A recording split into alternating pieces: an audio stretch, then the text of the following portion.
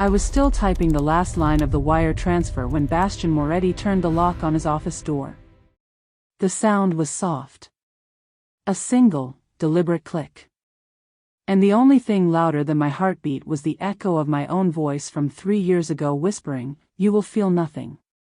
You will be no one. You will disappear into that office and come out the other side with everything you need. Step away from the desk." The green dress I'd chosen this morning, conservative, forgettable, the exact shade of "don't look at me," suddenly felt like a second skin I couldn't shed fast enough. I'd picked it precisely because it was unremarkable. Because unremarkable women didn't get searched. Didn't get noticed. Didn't get cornered at 2 a.m. by the most dangerous man in the Northern Syndicate. Then his footsteps. Slow. Deliberate. The walk of a man who had never once needed to hurry. Bastian Moretti came around the desk like nightfall, inevitable and absolute. Shirt open at the collar. Tattoos climbing his throat like a language only violence knew how to speak. Eyes the color of a city at night, dark glass, distant, indifferent. He stopped. Looked at me the way a man looks at something he already owns. "I'll strip you bare on this desk. Quiet. Surgical. And we'll find out exactly who you are." The problem, the thing that would shock him before this night was over, was that he had absolutely no idea how right he was. 3 years, 4 months, and 11 days.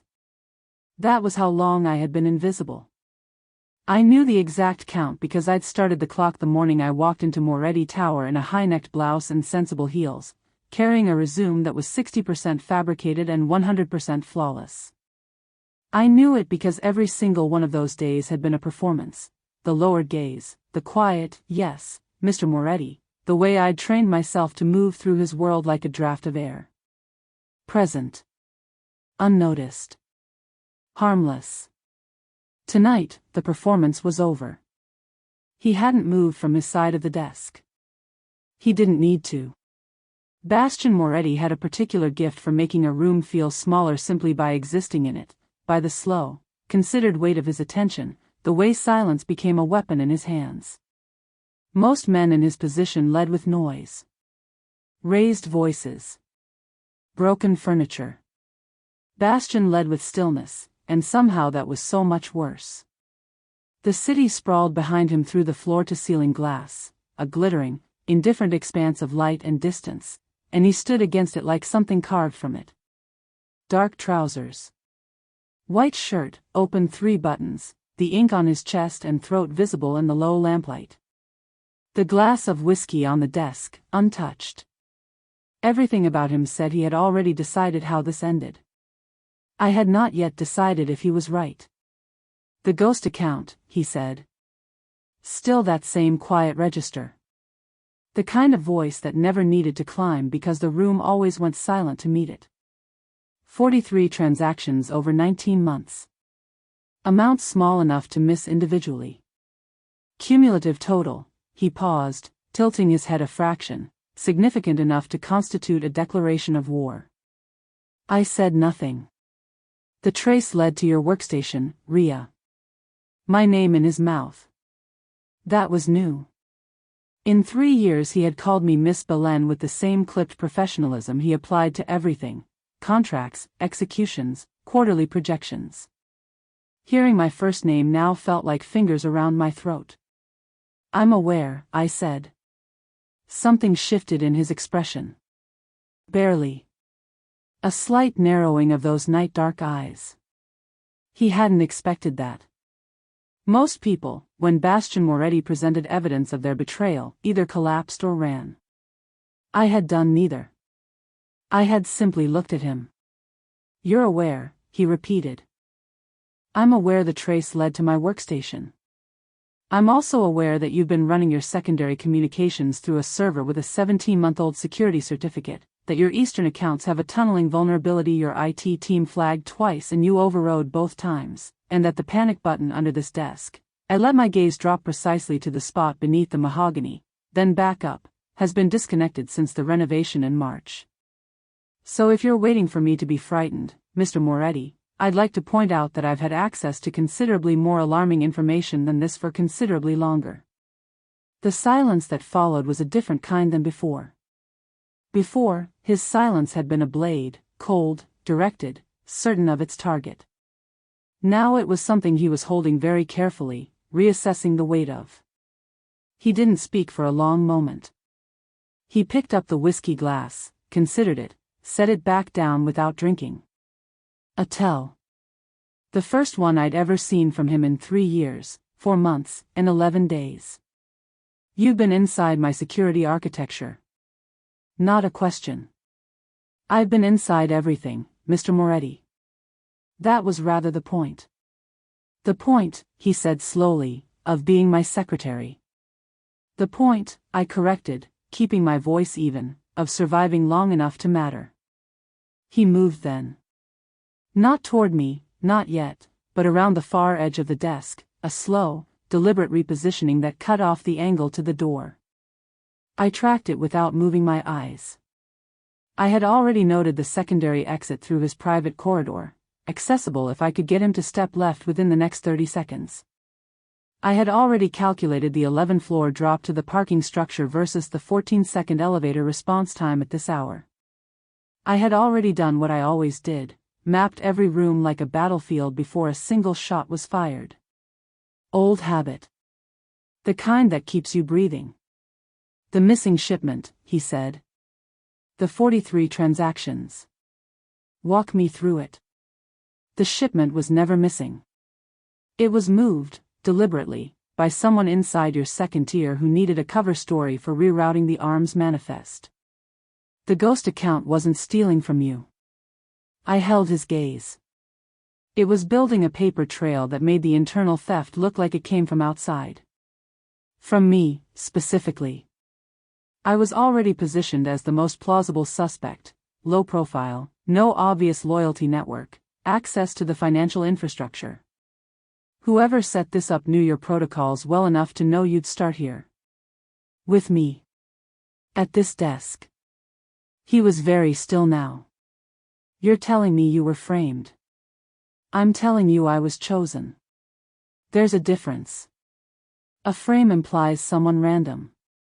Being chosen implies someone who studied your habits closely enough to know that when you suspect a mole, you move at night, alone, and you start with the people you've underestimated. The words landed. I watched them land. Bastian Moretti was not a man who underestimated people carelessly. He was precise and deliberate in all things. But precision had a blind spot, and his was this. He had looked at me for 3 years and seen exactly what I'd dressed myself as. The efficient shadow. The high-necked ghost. He had looked at the performance and never once wondered what was funding it. The money, he said. The 43 transactions. If it wasn't theft. It was insurance. I reached slowly into the inside of my portfolio, slowly, because even now, even with him reassessing every calculation, a sudden movement in this room would be the last one I ever made, and I placed a single folded document on the edge of the desk. Every cent is documented. Source, destination, purpose. I didn't take from you, Mr. Moretti. I borrowed your infrastructure to build a firewall around something you didn't know you needed protecting. He looked at the document. He didn't touch it. And what, he said, very quietly, did I need protecting from? The hit that was meant for you 4 months ago. The one your security team logged as a misfired rival threat and closed out in 48 hours. I let that settle. It wasn't misfired. It was redirected. By me. Which means somewhere inside your syndicate, someone has already tried to kill you once. I paused. And they believe they failed due to incompetence. They'll try again. The city glittered on behind him, vast and indifferent. Bastian Moretti looked at me, really looked at me, for what felt like the first time in 3 years, 4 months, and 11 days. You saved my life, he said. I made a calculated decision that you were more useful alive. I held his gaze. Don't mistake it for sentiment. The corner of his mouth moved. Not quite a smile. Something older and more dangerous than a smile. Miss Belen, he said softly, and my name in his mouth sounded entirely different now. I think we need to have a very different conversation. He didn't kill me. I want to be clear about what that meant in Bastian Moretti's world, because in any other context it would be an unremarkable thing, the baseline expectation of a Tuesday. But in this world, in this office, at this hour, with that document still sitting untouched on the edge of his desk, not being killed was a decision. A deliberate, considered, strategic decision. And decisions Bastian made deliberately were never simple mercy. They were investments. By 3 a.m., I understood exactly what kind. He had made 2 phone calls. Both brief. Both in a dialect of Sicilian so compressed and idiomatic that most translators would have lost the thread entirely. I caught perhaps 70%, which was enough. The first call secured a perimeter change on the building's east access points. The second, the one that tightened something cold and certain in my chest, was to have my apartment cleared and my belongings moved. Not searched. Moved. You'll work from the penthouse, he said, ending the second call and sliding the phone into his pocket with the same energy a man might confirm a dinner reservation. Calm. Conclusive. Already decided before he'd said it aloud. Indefinitely. I looked at him for a moment. That isn't a request. No, he agreed pleasantly. It isn't. This was the leash. I recognized it with the particular clarity of someone who had spent years studying how powerful men secured things they weren't ready to destroy and weren't willing to release. He couldn't kill me, not yet, not until I'd given him everything useful I carried, and he couldn't trust me loose in the city with what I knew about his vulnerabilities. So he would do what Bastian Moretti did with all dangerous things he hadn't yet fully understood. He would keep me close. Keep your enemies closer, the saying went. It said nothing about what happened when the line between enemy and asset became difficult to locate. The penthouse occupied the entire 52nd floor. I had been inside it exactly once before, 18 months ago, delivering a physical contract he'd refused to sign digitally, a refusal I now understood differently than I had then. I had stood in the entryway for 4 minutes, noted the layout with the automatic, compulsive efficiency that passed for observation in my line of work, and left without being offered so much as a glass of water.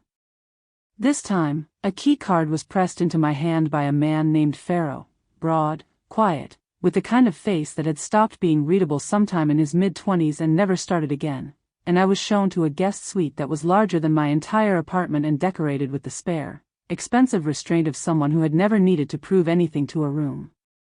I didn't sleep. By 6 in the morning I had set up my equipment on the suite's writing desk, built a clean partition on my laptop, and begun pulling threads on the arm's manifest discrepancy. The ghost accounts paper trail was mine. I knew every node, every routing decision, every deliberate misdirection I'd built into it, which meant I also knew precisely where the architecture diverged from my design. Where someone else had been moving through the same dark water, leaving different footprints. It was meticulous work. Patient work. The kind that required absolute silence and absolutely no interruptions, which was precisely when Bastian walked in at 7:43 without knocking. He was dressed. Fully, impeccably, as though the night had been a minor administrative inconvenience rather than the unraveling of 3 years of carefully constructed reality. Dark suit, no tie, the collar open in that same precise way that seemed less like casualness and more like a deliberate signal. I set my own dress code. I set every code. He carried 2 cups of coffee and set one on the desk beside my laptop with the manner of a man depositing evidence. I looked at the coffee. I looked at him. I don't recall giving you access to my workspace, I said. You don't recall, he said, pulling the chair from the corner of the room and reversing it to sit with his forearms resting across the back, because I didn't ask for it. Drink the coffee, Miss Belen. You've been at this for over an hour and your focus degrades without caffeine. I've observed it. The fact that he had observed it, that in 3 years of my watching him, he had apparently been watching something back, required a moment of quiet, internal recalibration that I absolutely did not let reach my face. I drank the coffee. The manifest discrepancy, I said, turning the laptop to face him slightly. Whoever moved the shipment did it in 3 stages. The first stage is clean, too clean, formatted with a precision that matches your internal compliance templates exactly. Too exactly. Your compliance team uses a slightly irregular date stamp sequence, a legacy quirk from a 2021 system migration. Whoever templated this first stage didn't know that. Which tells us they had access to your documentation but not your institutional memory. He leaned forward, reading the screen. Up close, in the gray morning light coming through the floor-to-ceiling glass, I could see things the dim office lamp had obscured the night before. A faint scar bisecting his left eyebrow. The way the ink at his throat resolved into something specific, a compass rose, north needle broken. He smelled like cedar and something cooler underneath. Like a room that had been aired out in winter. I returned my attention to the screen. Second tier, I continued, means someone who joined the organization's inner structure within the last 3 years and came with forged institutional knowledge. Well forged. The kind of forging that requires a source. I paused, letting that implication sit. Bastian picked it up immediately. Someone fed them the documentation. Someone currently active fed them the documentation. This isn't a historical leak. This is an open channel. I pulled up the routing map I'd built overnight, nodes and tributaries, money moving like water finding low ground. The shipment isn't lost, Mr. Moretti. It's waiting. Staged somewhere in a holding pattern, ready to be deployed the moment whoever ordered this decides the timing is right. Deployed as what? Opening shot, I said simply. This was never about theft. I told you last night, it's a setup for a war. The question is who profits from a war between the Moretti Syndicate and, I pulled up the secondary routing endpoint, the one I'd traced to its origin at 4 a.m. with the particular sick certainty of someone who had hoped to be wrong, and the Vela clan. The silence was immediate and absolute. I watched him process it. Watched the stillness that came over him, not the predatory stillness of the office the night before, but something older. The stillness of a man who has just heard the name of a wound he thought had healed. The Vela clan, he said, very carefully, has been dormant for 6 years. Yes, I said. They have. I let him sit with the implication that dormancy and extinction were not the same thing, that something could lie quiet in the dark for 6 years and still be very much alive, before I added, quietly, with the kind of precision that I knew would cost me something once it landed. Mr. Moretti. I need you to understand that I have history with the Vela clan. I kept my eyes on the screen. And they have history with me. Which means whatever is coming, I am not a neutral party in this. The chair shifted. I felt him looking at me. No, he said, after a long moment. I don't suppose you are. Outside, the city was waking up. 52 floors below, the world was moving through its ordinary morning. Coffee, traffic, the unremarkable machinery of ordinary lives, entirely unaware that somewhere above it, 2 people who had no business trusting each other were slowly, dangerously, beginning to do exactly that. By the 4th day, I had stopped flinching when he entered a room without knocking.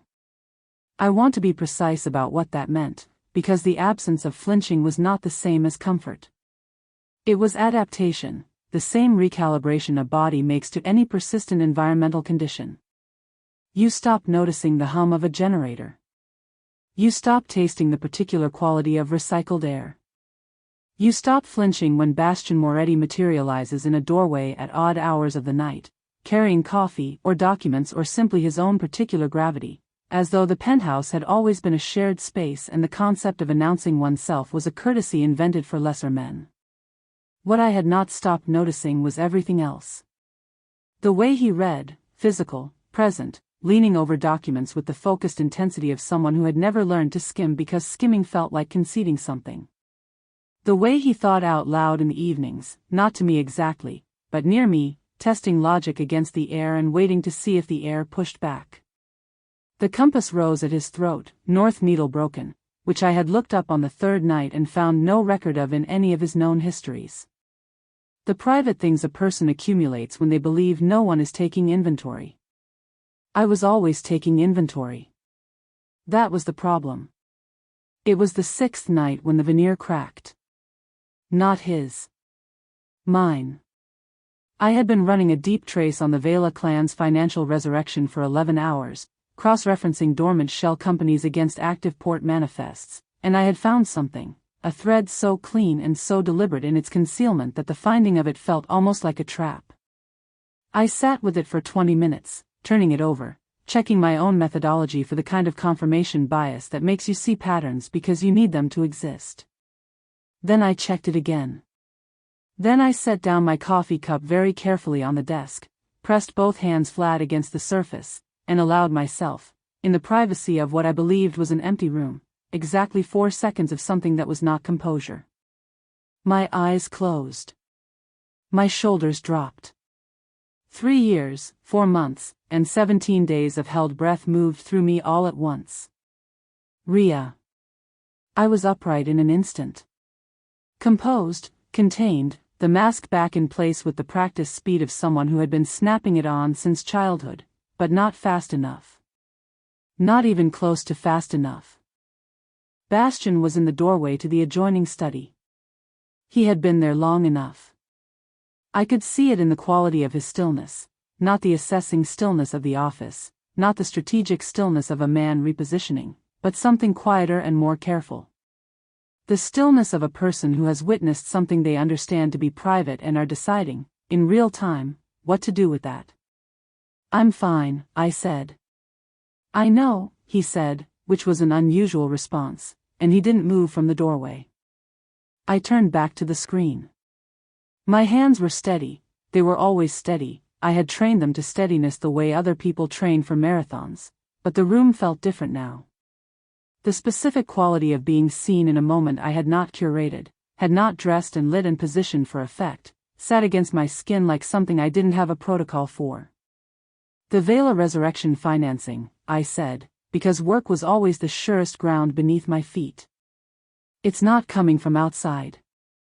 The seed capital, the initial 3 tranches that reactivated their network, traces back to a holding structure that was built inside the Moretti architecture. Dormant, nested 4 layers deep, but the fingerprints are unmistakable. I paused. Someone used your own infrastructure to resurrect the organization most likely to destroy you. He crossed the room then. Slowly, but without the deliberate theater of the office, this was simply a man moving towards something, navigating the space between us with a directness that my carefully maintained system of distances was not prepared for. He stopped at the edge of the desk. Close enough that I was aware of the warmth of him, the cedar and winter scent that I had catalogued and filed and absolutely refused to assign any significance to. He looked at the screen. I looked at the screen. You've been at this for 11 hours, he said. The data doesn't negotiate working hours. No. A pause. But you do. Or you should. He reached across, not touching me, simply reaching across to close the laptop with one careful, deliberate motion, and the passage of his arm through my peripheral vision registered with a disproportionate intensity that I immediately classified as fatigue. When did you last eat something that wasn't coffee? I opened my mouth to answer with something efficient and deflecting, and what came out instead, in a voice that was 2 registers quieter than I intended, was, I can't find the gap, Bastian. His name.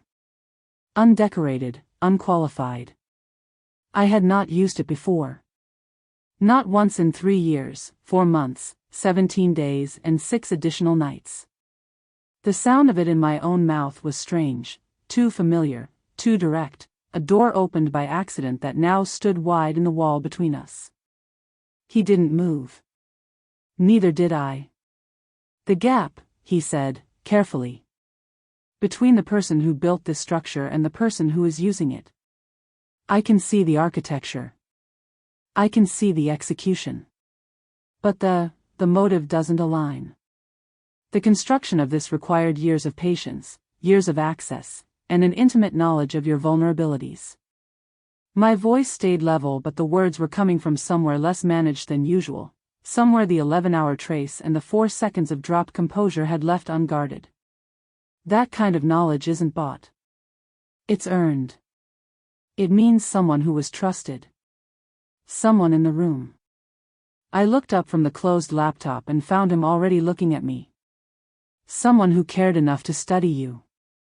The space between us held something that had been accumulating for 6 days, perhaps longer, perhaps for 3 years, for months, 17 days, though that was a thought I was not yet willing to complete, and it held it the way a structure holds a weight it was built to bear but has never actually been tested with. His hand moved. Not far, barely, a matter of inches, and his fingers rested on the desk surface beside mine. Not touching. An inch of space remaining between his hand and mine, that inch doing the work of a much larger distance, both of us fully aware of it. You care enough to study me, he said quietly.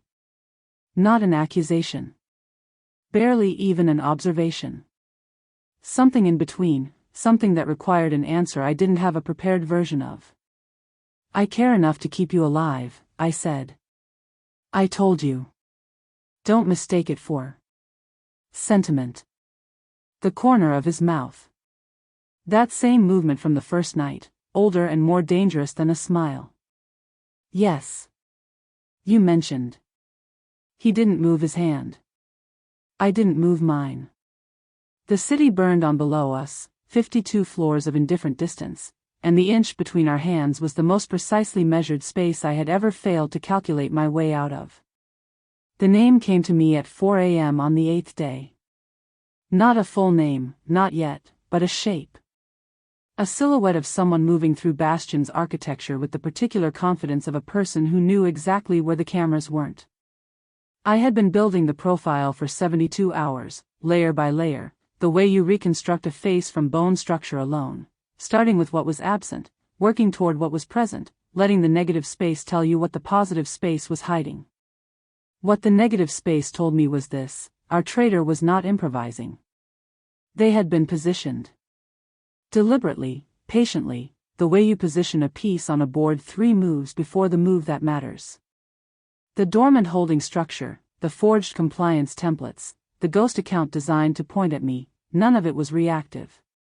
All of it had been constructed in anticipation of a specific sequence of events, which meant someone had written an ending before the story began. I pulled every personnel file added to Bastion's inner circle in the past 3 years. 41 people. I ran them against the Vela clan's last known network before dormancy, cross-referencing financial signatures, communication metadata, the specific linguistic patterns embedded in internal memos that most people didn't know they were leaving. Patterns are honest things. They exist below the level of conscious performance, which is precisely why they're useful. By 4:47 a.m. I had 11 candidates. By 6 a.m. I had 3. By the time Bastion appeared in the doorway at 7 with coffee and that particular quality of morning stillness that I had, against every professional instinct I possessed, begun to find settling rather than threatening, I had won. I turned the laptop to face him without preamble. Marco Elson, I said. Head of your Eastern Logistics. Joined the syndicate 31 months ago with a referral from your second-in-command. His financial signature is threaded through every stage of this: the shipment rerouting, the seed capital tranches, the ghost account architecture. He didn't build it alone, but he was the hands. I paused. He's also been in communication with a Vela-linked front company operating out of Valletta for the last 14 months, which means this has been running since before he had enough access to execute it. He was recruited before he was hired, Bastion. Someone placed him in your organization specifically for this. Bastion looked at the screen for a long time. He drank his coffee. Set the cup down. Elson has been in the room for every major operational briefing for 2.5 years, he said. Yes. He knows the gala schedule. The route logistics. The security rotation for the masquerade. Yes. Another silence. The kind he used for thinking, not weaponized, not theatrical, simply the sound of a precise mind working through the geometry of a problem and locating every load-bearing point before deciding where to apply pressure. Then we can't move on him yet, he said. Not directly. If he's reporting back to a Vela handler, a direct move alerts them and they accelerate the timeline. We need to know who placed him, and we need to find the shipment before they do. He looked at me then, and there was something in his expression I hadn't seen before, not warmth exactly, but its structural precondition. Respect, clean and unqualified. Can you trace the handler? I already started, I said. But I need physical access to a specific network node. The Vela communication thread routes through a relay point that's changed location twice in the last month. I pulled up the tracking map. Current location is embedded in an establishment called the Obsidian Room. I know what it is. Something shifted in his jaw. It's an underground casino running beneath a private members club in the financial district. Invitation only. Monitored entrance, no exterior surveillance, and a clientele that pays very specifically to not be documented. A pause. It's also where Elson goes every second Thursday. I looked at him. Today is Thursday. Yes, he said. It is. He gave me 4 hours. I want to describe what 4 hours means when Bastian Moretti decides something is happening, because it is not 4 hours in the ordinary sense. It is 4 hours during which a car appears, a garment arrives in a sealed box with no identifying label, a communications earpiece is calibrated to a private frequency, and Pharaoh materializes with a leather portfolio containing cover identities so thoroughly backstopped that I spent 20 minutes looking for the seams and found none. The garment in the box was black. Structured at the shoulder, open at the back, the kind of dress that had been designed with the specific understanding that confidence was a more effective weapon than concealment. I held it up and felt, briefly, the particular vertigo of being handled by someone who had been paying closer attention than you knew. I put it on. The woman in the mirror was not Ria Belen, invisible secretary. She was someone older and less apologetic, someone who had never learned the particular art of making herself small. I studied her for a moment. Then I picked up the earpiece and went to meet Bastian. He was waiting in the penthouse entry, and he looked at me the way the city looks at dawn, like something adjusting to a new quality of light. His expression didn't change, not technically, but something behind it did. Something he recovered from quickly and professionally, which I noted and filed under a category I had labeled Do Not Open and had been adding to with increasing frequency. Convincing, he said. I was thinking the same about you, I said, because in a charcoal suit with his ink hidden and his jaw set at that particular angle of curated authority, Bastian Moretti looked less like the head of a crime syndicate and more like the man who owned the bank that owned the building that housed the syndicate. Which was, I supposed, precisely the point. We took a private car. Sat in the specific quality of close-quarters silence that the past 8 days had built between us, layered, weighted, full of things that had accumulated without being directly addressed. The city moved past the windows. Ground rules, he said, as we crossed into the financial district. You stay inside my sightline. If Elson is there, you don't approach him, you identify the network relay point and we leave. We are not here to act tonight. We are here to see. Understood. I paused. And our cover? He turned to look at me then, and in the passing light of the city his eyes were the same dark glass and distant illumination they always were, except closer, except in a context where the professional distance we had been maintaining had been suspended by mutual, unspoken agreement for the duration of the evening. We're together, he said simply.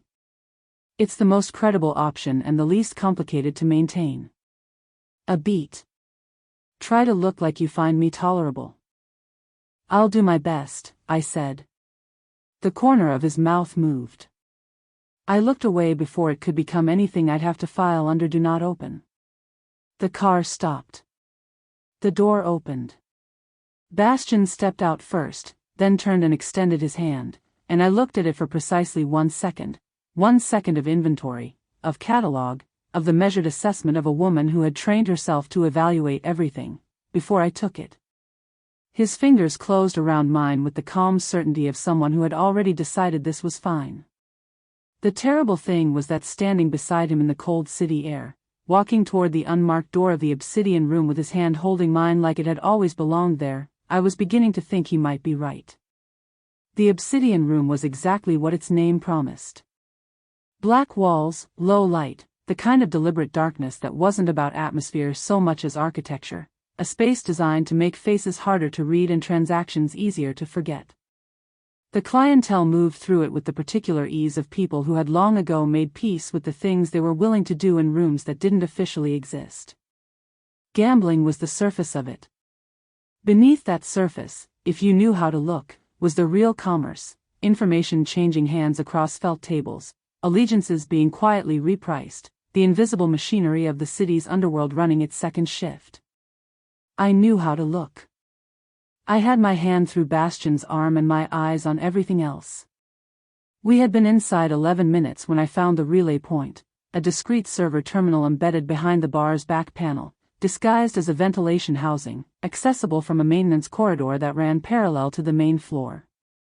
I clocked it on the second circuit of the room, confirmed it on the third, and said nothing yet because Elson was 40 feet away at a private baccarat table and his body language was telling me something that the data hadn't. He was waiting for someone. Not playing, present at the table but not engaged, the particular quality of performed distraction that a person adopts when they need to appear occupied and are in fact oriented entirely towards something else. His glass hadn't moved in 20 minutes. His eyes tracked the entrance every 40 seconds with the mechanical regularity of a man running a countdown. Elson's expecting a contact, I said quietly, my mouth angled toward Bastian's shoulder.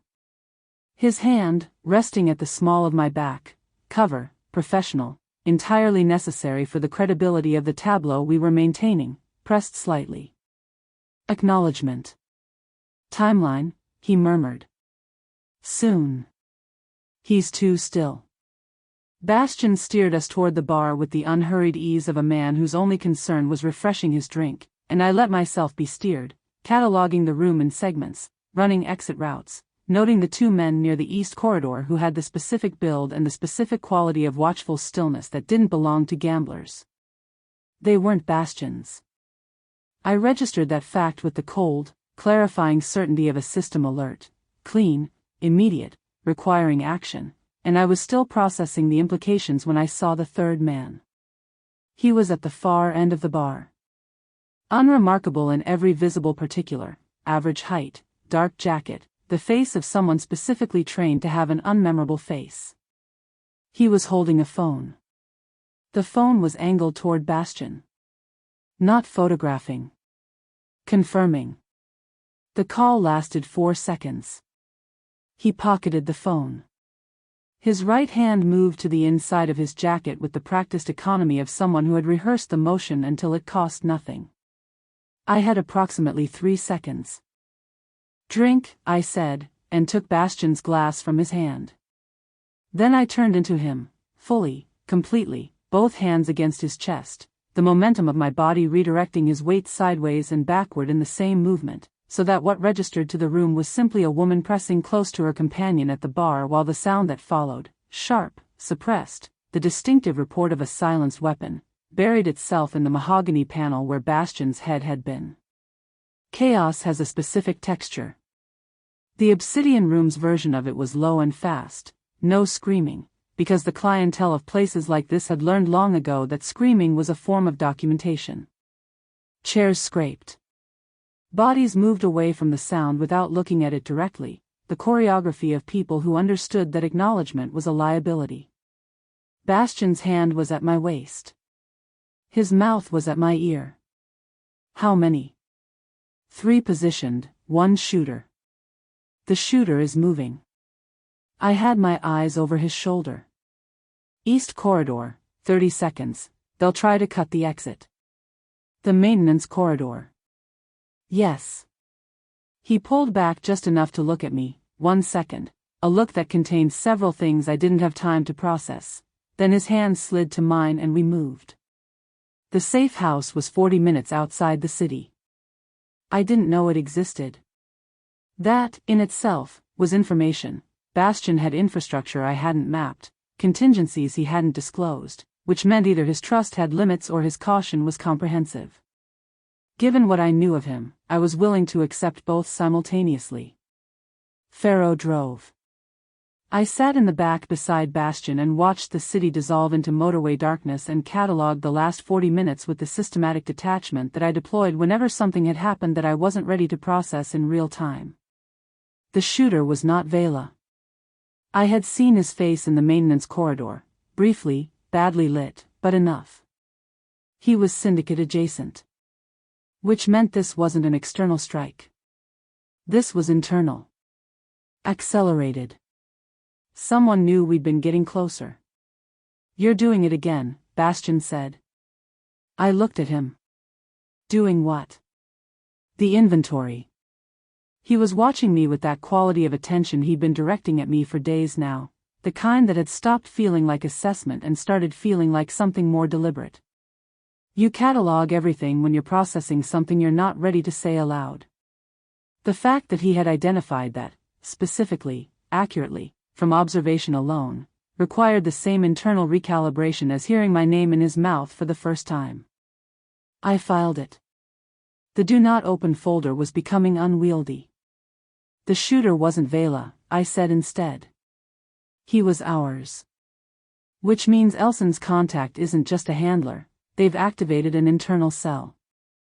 Someone inside the syndicate has been turned, and they know we found the relay point, which means Elson has already reported the breach. I paused. We have less time than we thought. The safe house resolved out of the darkness, a stone structure set back from a private road, lights off, the particular blank-faced quiet of a place that had been built to disappear into its surroundings. Pharaoh swept the perimeter. We went inside. The interior was spare and functional. One main room, a galley kitchen, 2 doors leading off a narrow corridor. A single lamp. The kind of place designed for waiting, for regrouping, for the specific work of surviving long enough to take the next step.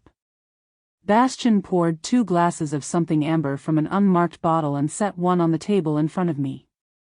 I looked at it. Then I looked at him, at the set of his jaw, the ink at his throat, the slight tension in his shoulders that was the only evidence he'd come within 3 seconds of dying tonight. You pulled me out of that shot, he said. It wasn't gratitude exactly. It was something more precise than gratitude, the acknowledgement of a debt that didn't have a clean denomination. I told you, I said. Calculated decision. Yes. He sat down across from me, close in the small space, elbows on the table. You keep saying that. Because it keeps being true. He studied me for a long moment. Outside, the wind moved through the trees surrounding the property, and the lamp threw a low, warm circle of light between us, and the city felt very far away. The night your family was taken by the Vela clan, he said quietly, and my entire body went still. How old were you? The question landed in the silence like something dropped from a great height. I looked at the glass. I picked it up. I took a slow, measured breath and made the only decision available to a woman sitting in a safe house at midnight with a man who had just survived an assassination attempt and was looking at her like he intended to understand her completely. I told him the truth. 17, I said. He said nothing. He simply looked at me with those night-dark eyes, and the lamp burned between us, and for the first time in 3 years, for months, and 23 days, I felt the specific, terrifying sensation of being somewhere I had not previously mapped. 17. The word sat between us in the lamplight and didn't move. I watched Bastian process it the way he processed everything, completely, without performance, turning it over in the silence until he understood not just the fact of it but the full weight of what the fact contained. 17 meant before. It meant that everything I was, the precision, the patience, the 3 years of invisible performance, the do not open folder growing heavier by the day, had been built on top of something that happened to a girl who hadn't yet finished becoming a person. He didn't say he was sorry. I was grateful for that. Sorry was a word that belonged to a different register of conversation, a softer one, and whatever was happening in this room at this hour had moved well past the reach of soft words. The debt they put on your family, he said instead. That's what the 43 transactions were servicing. Partially. I turned the glass in my hands. The Vela clan operates a specific kind of leverage. They don't take collateral, they take people. My father made a business decision that crossed into their territory. They didn't punish him for it. They simply made him aware that his debt was now denominated in compliance, and that the currency of compliance, in their organization, has no fixed exchange rate. I paused. My mother. My younger brother. Kept comfortable enough to prove the threat was credible. Restricted enough to prove the threat was real. For how long? 6 years. The words were level. I had said them to myself so many times in the dark that they had lost their jagged edges, worn smooth by repetition into something I could carry without bleeding. I found the Moretti Syndicate specifically because you were the only organization in this city with both the infrastructure to dismantle a Vela leverage operation and the motivation to do it. I built a plan to get close enough to use you. A beat. I want you to know that I understand exactly how that sounds. It sounds, Bastian said carefully, like a 17-year-old girl made a very long, very precise plan to save her family, and executed it with a discipline that most trained operatives never achieve. He looked at me steadily. It sounds like someone who has been alone with this for a very long time. The accuracy of that, the specific, undecorated accuracy of it landing without pity or theater, did something to the carefully maintained architecture of my composure that all the midnight traces and assassination attempts and charged silences of the past weeks had not. I set the glass down. Don't, I said, and my voice was quiet and serious and meant it. Don't be perceptive at me right now, Bastian. I don't have a protocol for it. Something moved through his expression. That almost smile, but closer to the surface this time, and beneath it something that had no business being as unguarded as it was. You have a protocol for everything, he said. I have a protocol for everything I anticipated. I looked at him directly, which was its own kind of admission. I did not anticipate you. The lamp burned. The wind moved through the trees. The distance between us, already compressed by the small table and the smaller room and 9 days of accumulated proximity, quietly finished closing. He moved first. Or I did. The honest answer was that the movement happened the way weather happens, not initiated by any single element but the inevitable result of a system that had been building pressure for longer than either of us had been willing to acknowledge. His hand came to my jaw, unhurried, with the same deliberate certainty he applied to everything, and I let it, which was itself the most honest thing I had done in years. Tell me to stop, he said quietly, and I stop. I looked at him, at the broken compass rose, at the winter-dark eyes, at the man who had looked at my performance for 3 years and seen through it in 9 days, and I said nothing. Which was its own kind of answer. I want to be precise about what that night was, because precision is the only language I have ever fully trusted.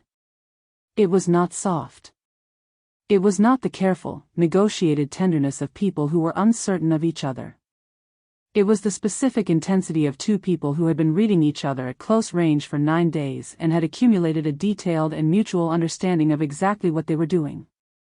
There was nothing tentative in it. There was nothing performed. He learned me the way he read documents, completely, with focused attention, as though skimming were a form of disrespect. The high-necked blouses and the lowered gaze and the 3 years of careful invisibility fell away in the lamplight of a stone room 40 minutes outside the city, and what was underneath was not the cold-blooded infiltrator I had constructed and maintained and hidden behind. What was underneath was simply a woman who had been alone with something too heavy for too long, and had forgotten, or perhaps never known, what it felt like to be handled with the specific quality of attention that said, "I see you." All of it. And I am not leaving. I did not cry. I want to be clear about that. But there was a moment, afterward, in the dark, in the quiet, when his hand moved through my hair with a slow, absent steadiness, and the stone room held the particular silence of a place that has witnessed something that can't be taken back, and I pressed my face briefly against his shoulder and allowed myself the specific luxury of not cataloging anything. No inventory. No exits. No protocols. Just the warmth of him and the dark and the sound of his breathing. He spoke first, eventually, into the ceiling. "The mole inside the syndicate," he said. "You know more than you've told me." Not an accusation. An observation, delivered with the same quiet precision he'd used on me since the first night, the ability to locate the exact contour of a thing I was holding back without pressing on it directly. I was quiet for a moment. "I know the shape of the person who placed Elson," I said. "I've known for 2 days. I didn't tell you because the shape leads somewhere that will require you to trust me past the point where trust is comfortable." I paused. "And I wasn't sure yet if you were capable of that." He turned his head to look at me in the dark. "And now?" I considered the question with the honest, unguarded consideration of a woman who had just spent a night being seen completely and had not, against all probability, been diminished by it. "Now," I said slowly, "I think you might be the only person I've ever met who is." He looked at me for a long moment. Then he reached over and turned off the lamp, and the dark settled around us, full and quiet. "Tell me in the morning," he said. "In the morning," I agreed. I closed my eyes. The Do Not Open folder, somewhere in the organized architecture of my careful mind, came quietly and completely open, and what spilled out of it wasn't data, wasn't intelligence, wasn't the cold currency of leverage and survival that had funded every decision I'd made for 6 years. It was something I had no protocol for. Something that felt, in the dark and the quiet, with his hand warm against mine, considerably more dangerous than anything the Vela clan had ever threatened me with. It felt like his. Morning came in through the safe house windows the way truth comes, gradually, then all at once. I was awake before the light. Old habit, the kind built not by discipline but by years of sleeping in rooms where the difference between safe and unsafe could change before dawn. I lay still for a moment in the specific quiet of someone who is aware, with every calibrated instinct they possess, that something has shifted irrevocably in the architecture of their life and has not yet decided how to account for it. Bastian's breathing was steady beside me. Even in sleep he had a quality of contained authority, nothing slack about him, nothing surrendered. I studied the broken compass rose at his throat in the early gray light and thought about north needles and the particular navigation problem of a person who had spent 6 years moving toward a fixed destination and had woken up, on the morning they were supposed to tell the truth, no longer entirely certain the destination was the point. Then my phone moved on the nightstand. A single vibration. No caller ID. A number I had not seen in 4 months but had never, in 6 years, been able to forget. I was out of the bed and into the corridor in 12 seconds, door closed behind me, phone at my ear. "You've been quiet," the voice said. Older. Male. The particular vocal texture of a man accustomed to patience because patience, in his experience, always delivered. "We were beginning to think you'd lost your focus." Renaud Vela. The patriarch second. The man who had sat across a table from my father 6 years ago and explained, in the pleasant, reasonable tones of someone discussing a minor contractual amendment, that our family's freedom had a price and that the price was me. "I haven't lost anything," I said. A sound of mild, unconvinced consideration. "Then perhaps you can explain why Marco Elson is no longer responding to his handler, why the Obsidian Room relay point went dark 12 hours ago, and why 2 of our positioned men failed to complete a straightforward contract last night. A pause, calibrated for effect. You were supposed to be invisible, Rhea. That was the arrangement. You inside Moretti's organization, feeding us the operational intelligence we needed to execute the transition. Quietly. Without this. The word "this" carried the specific weight of a man holding something over a drop. The timeline accelerated without my knowledge, I said, keeping my voice flat. Elson moved prematurely. That wasn't part of what I agreed to. What you agreed to, Renault said softly, was full cooperation in exchange for your family's continued comfort.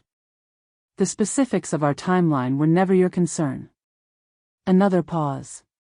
Your mother would like to speak with you. 3 seconds of silence. Then her voice, and the sound of it, tired and careful in the way it had been for 6 years, did what Renault's precision never could. It moved directly past every defense I had ever constructed and landed in the place underneath where the 17-year-old girl still lived. Rhea. Just my name. Just that. I'm here, I said. My voice was steady. My hand on the phone was not. We're all right.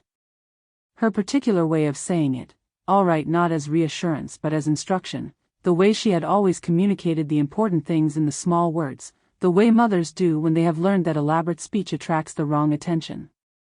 Be careful. The line transferred back. 24 hours, Renault said. Deliver us Moretti's masquerade gala security rotation and the route manifest for the Eastern shipment, and we conclude our arrangement. Your family walks. A beat. Fail to deliver, and we revisit the terms of their comfort. Are we clear? The corridor was very quiet. Clear, I said. The call ended. I stood in the narrow hallway of the safe house with the phone in my hand and the morning light coming in under the door and the sound of Bastian's steady breathing on the other side of the wall, and I understood with complete, devastating clarity the full geometry of the trap I was in. I had told him the truth last night. Most of it. The shape of the mole, the Vela resurrection, the 17-year-old girl and the 6-year debt. I had given him the most honest accounting of myself I had ever given another person. And underneath all of it, beneath the layer I had finally excavated and laid bare in the lamplight, there had been one more layer. The deepest one. I had not just been embedded in Bastian's organization to steal leverage for my family's escape. I had been placed there by the Vela clan. Not recruited by them, I want to be precise about that distinction, because it is the only distinction I have left. I had not gone to them. They had come to me, 3 years ago. 6 months after I had identified Moretti's organization as my best path to my family's freedom and begun building my access. They had found me in the process of finding him, and they had made the only offer that a person in my position couldn't refuse. Your plan continues, your access stands, and every piece of operational intelligence you gather serves us as well as you. I had agreed because I had no other currency. I had agreed because my mother's voice on a monthly phone call was the only proof of life they offered. I had agreed, and I had spent 3 years walking the razor edge of feeding them enough to maintain the arrangement and withholding enough to prevent them from executing whatever endgame they were building. The endgame I now understood completely, the war they wanted, the coup they had been engineering since before Elson walked through Bastian's doors. I had saved Bastian's life 4 months ago because even then, even before 9 days in a penthouse and a safe house and a lamplit room and his hand in my hair, I had known that his death was not something I was willing to be the instrument of. But I had never told him about the arrangement. And now I had 24 hours. He was awake when I came back into the room. Sitting on the edge of the bed, shirt on, watching the door with the particular quality of alertness that told me he had heard enough, the corridor acoustics, the low tone of my voice, the specific silence of a conversation being had privately at dawn. He looked at me. I looked at him. In 9 days and 1 night I had learned the specific grammar of Bastian Moretti's silences, which ones were weapons, which ones were thinking, which ones were something else entirely. This one was none of those. This one was understanding arriving, piece by piece, in real time. Who called? He said. Not a question. I sat down across from him. I put the phone on the surface between us. I looked at the man who had held me in the dark 6 hours ago and said, "Tell me in the morning," with the specific confidence of someone who believed that morning would be survivable.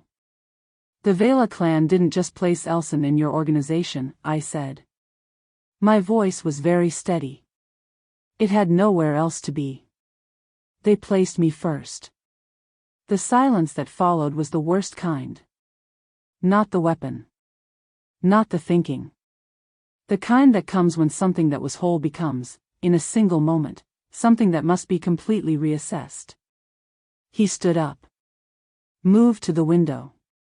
Stood with his back to me and both hands on the sill and the morning light gray and indifferent on his shoulders, and I sat with the wreckage of the most honest night of my life and waited for the verdict of a man who had every right to deliver it. "How long?" he said, to the window. 3 years, I said. From the beginning. His knuckles, on the sill, went white. And the morning, which had come in gradually and then all at once, finished arriving. He didn't speak to me for 6 hours. I want to be precise about what those 6 hours contained, because they were not empty. They were full of the specific, pressurized silence of a man reprocessing every interaction, every data point, every moment of carefully extended trust through an entirely new framework, running the same sequence again with a different variable and watching every conclusion change. I knew the feeling. I had done it myself, repeatedly, in the early months of the arrangement, lying awake in my apartment recalculating the ethics of what I was doing and arriving, every time, at the same answer. There was no clean option. There was only the least catastrophic one. Pharaoh brought food at noon that neither of us touched. At 2 in the afternoon Bastian made 3 phone calls, each brief, each in the compressed Sicilian dialect, and from the 70% I caught I understood that he was reconfiguring the gala's security rotation, quietly, surgically, without alerting Elson's network that the architecture had changed. He was still operating. Still moving pieces. He had not called for me to be removed. That, in the grammar of Bastian Moretti, was the most important sentence in the room. At 3 he turned from the window and looked at me directly for the first time since morning. "The intelligence you fed them," he said. "Great it for me. I had prepared for this. Sufficient to maintain the arrangement. Never sufficient to execute a decisive strike. I fed them logistics with built-in errors, small enough to be credible, significant enough to cause operational failure at the critical moment. The 2 attempts on your life in the past year both failed because the route intelligence I provided had been adjusted by 3 minutes and 400 meters respectively." I held his gaze. "I was not protecting the arrangement, Bastian. I was protecting you. I had been protecting you since the first month, when I understood what they were actually building. And my family's security rotation for tonight's gala," he said. "The information they've demanded. I will not give it to them. Which means your family is a problem I will solve another way." My voice didn't waver. I am done letting the people I love be used as the denominator in someone else's equation. Something moved through his expression. Complicated and layered and not yet resolved, the expression of a man who had been betrayed and saved by the same person and had not finished determining what to do with that arithmetic. "The gala is in 4 hours, he said finally.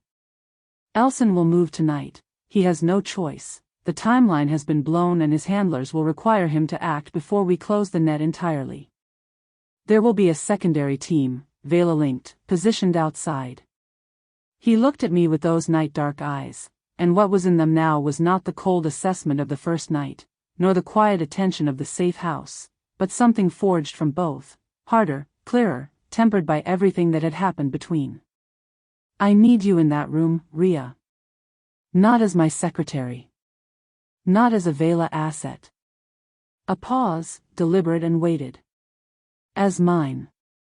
The word landed with the full complexity of everything it had accumulated over 9 days and 1 night and 6 hours of gray silence. I stood up. "Then I'll need something to wear," I said. The dress was red. I don't know who sourced it or when, Pharaoh, presumably, operating with his characteristic efficiency and his unreadable face.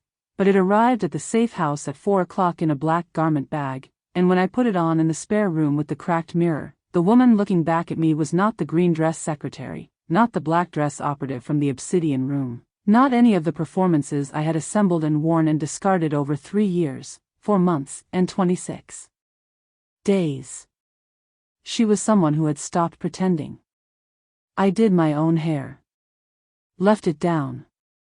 Applied the kind of makeup that doesn't soften a face so much as clarify it, sharp at the eye, clean at the mouth, the aesthetic equivalent of stating something plainly.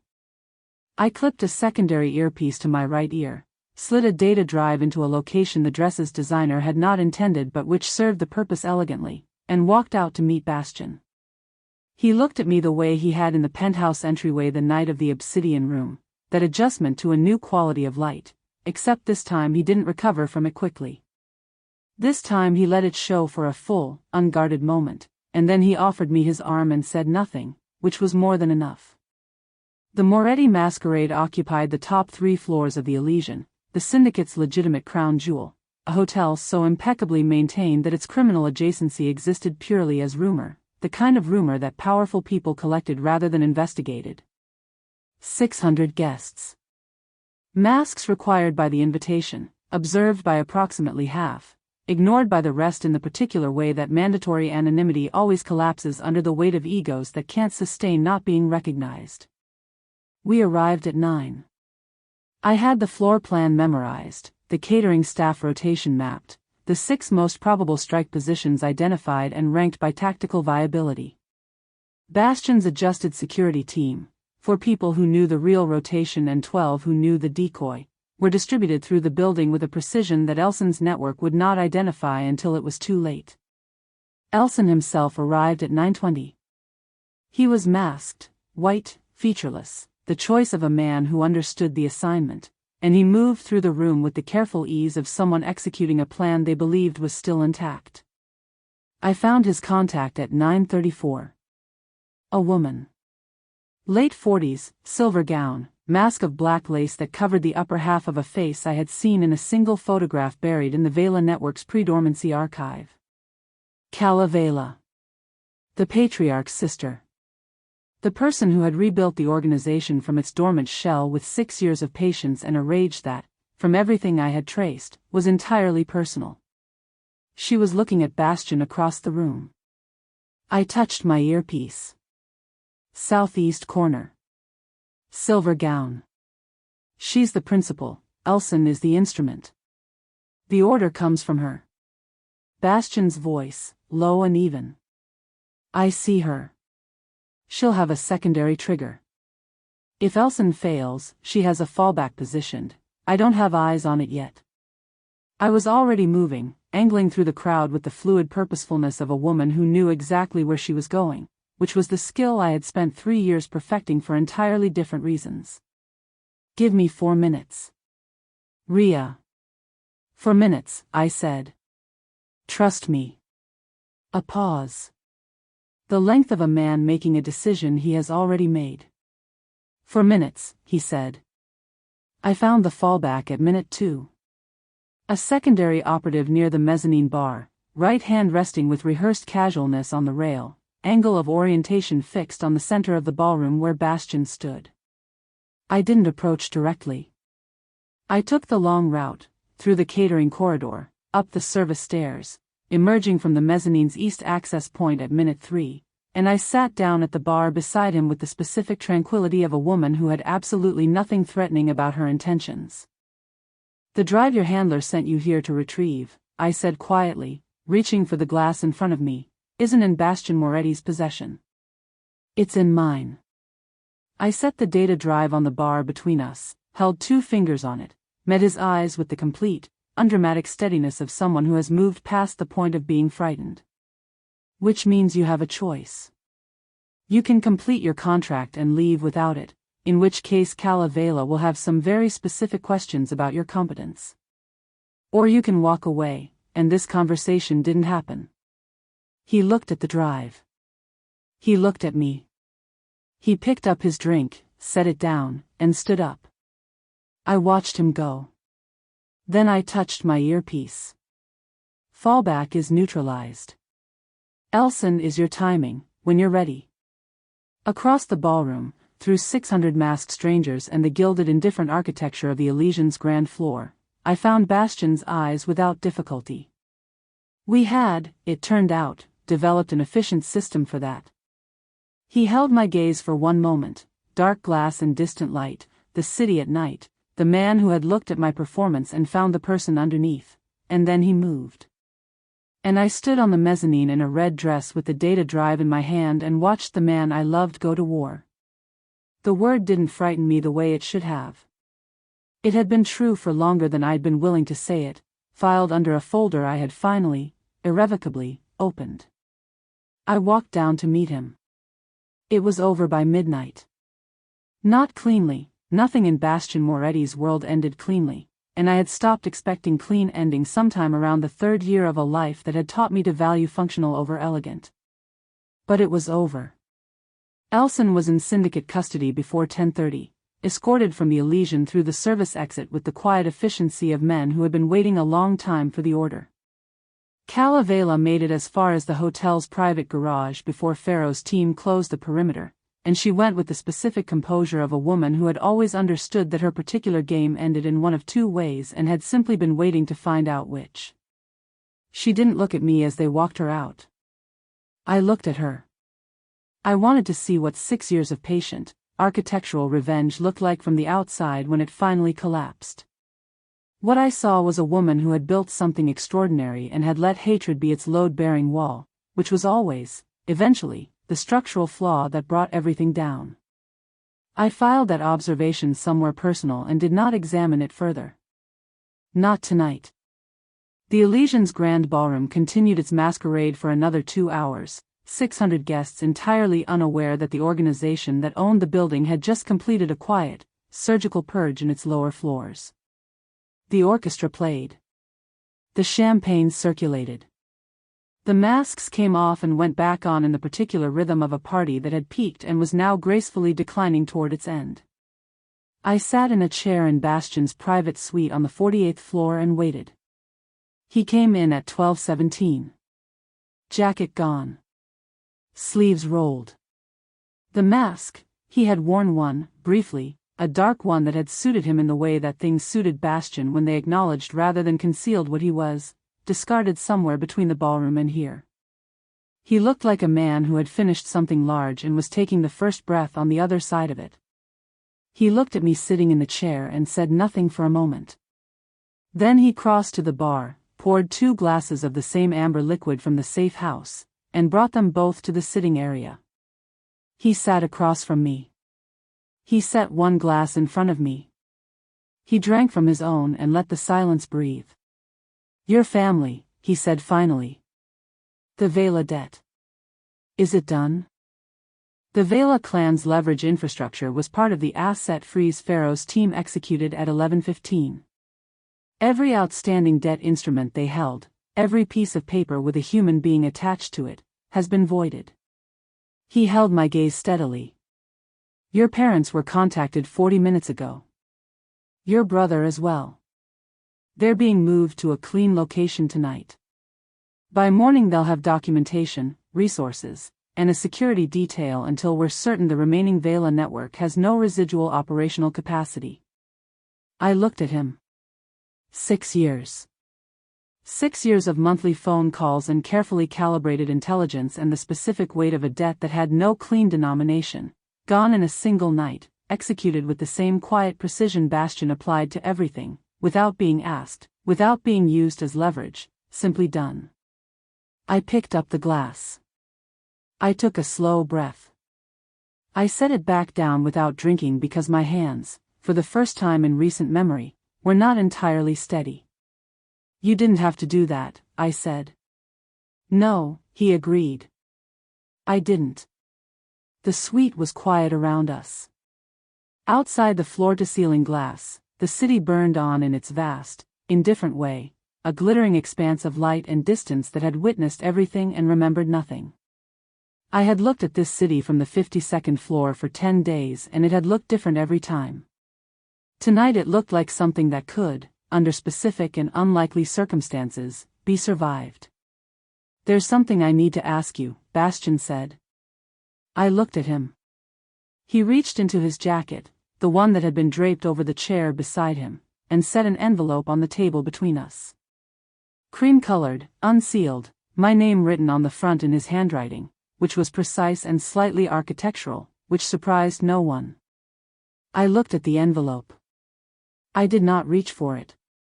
"Inside," he said, "is a document transferring a clean identity, a funded account, and letters of transit to 3 different jurisdictions. No conditions. No strings attached to any of it." He held my gaze with the complete, unflinching directness that I had come to understand was simply how he occupied space, fully, without apology. "You have done something that very few people in my world have ever done. You played a longer game than mine, you protected me at cost to yourself, and you walked into that gala tonight not because you owed me anything but because you chose to." A pause. "That kind of person shouldn't be here because they have no other option. So I'm making sure you have one." The room held the weight of it. "That's the first door," I said carefully. "Yes. And the second?" He was quiet for a moment. Not the thinking silence, not the weapon.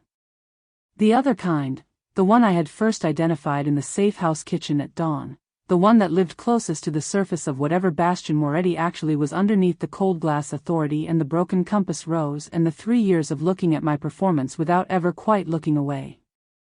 "The second," he said, "doesn't come with a document.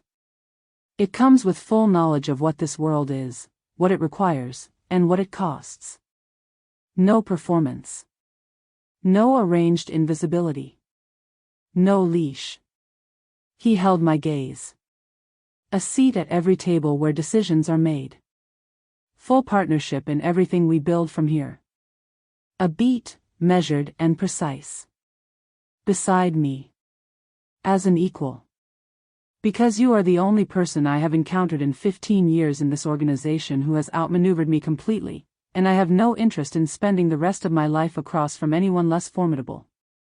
I looked at the envelope. I looked at him. I thought about the 17-year-old girl who had made a very long, very precise plan in the dark and had executed it with a discipline born entirely from love and desperation and the particular stubbornness of someone who refused to let the people they cared about remain someone else's currency. I thought about what she had wanted, not power, never power for its own sake, simply freedom. The clean, unencumbered ability to exist without being someone else's instrument. I thought about what freedom actually meant, now that it was sitting in a cream envelope on a table in front of me. I reached out. I picked up the envelope.